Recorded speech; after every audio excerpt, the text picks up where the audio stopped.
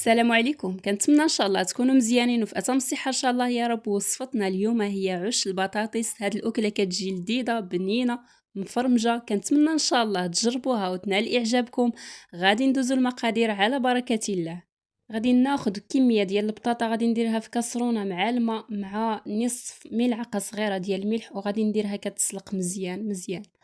غادي ناخذ واحد المقيله غادي ندير فيها بصله مشلضه مزيان، غادي نزيد لها شويه ديال الزيت كنخليها حتى كتشحر مزيان. غادي نزيد لها واحد الحبه ديال الفلفل مقطعه مربعات، واحد الحبه ديال الخيزو محكوكه، وغادي نزيد واحد الكميه ديال الكفته اولا ديال صدر الدجاج على حسب الاختيار ديالكم.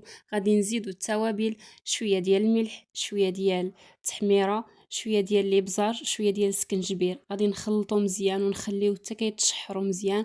غادي نزيدو واحد شويه ديال المعدنوس مع وشويه ديال القزبر. غادي ناخذ ديك البطاطا اللي تسلقت غادي نخليوها كتقطر مزيان مزيان، وغادي نمعسوها مزيان بالفرشيطه. وغادي نزيدو لها شويه ديال القزبر وشويه ديال المعدنوس، وغادي نزيدو لها واحد الحبه ديال الفرماج. غادي نخلطو مزيان، وغادي نزيدو لها شويه ديال الملح، الابزار، الكمون. كنوليو نخلطو مزيان حتى كيندمجوا هاد التوابل مع البطاطا. وغادي نضيفو لها واحد المعلقه كبيره ديال الحليب. صافي كنجمعوها وكندخلوها للثلاجه لمده 10 دقائق فقط. غادي ناخذ واحد اللاطه غادي نفرشوها بورق الزبده، وغادي نديرو فيها كويرات ديالنا ديال البطاطا.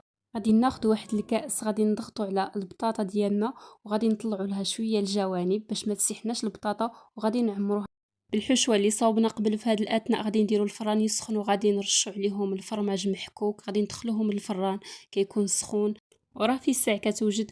وهذه هي النتيجه ديال عش البطاطس. زينتها على شكل خطوط بالمايونيز، كتجي بنينه لذيذه مفرمجه مختلفه، وكتجي فيها واحد البنه ديال المعقوده كذلك. نتمنى ان شاء الله تجربوها وتنال اعجابكم، وخليوا لي جيم والبارطاج والكومونتير. وان شاء الله نتمنى تعجبكم، وبالصحه والراحه حتى الوصفه الجايه ان شاء الله.